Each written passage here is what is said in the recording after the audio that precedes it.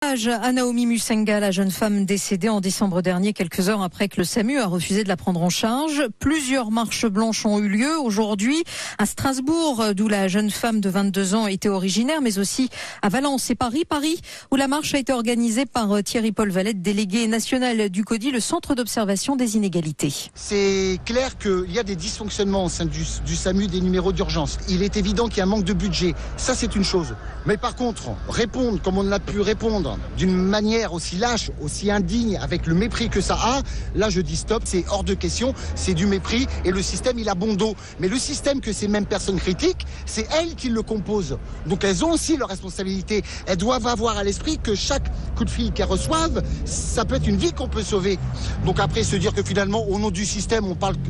Excusez-moi l'expression comme de la merde aux gens, c'est un peu trop facile. Chaque citoyen a déjà eu affaire à des services d'urgence ou à d'autres types d'administration par téléphone. On se fait souvent mépriser, souvent balader.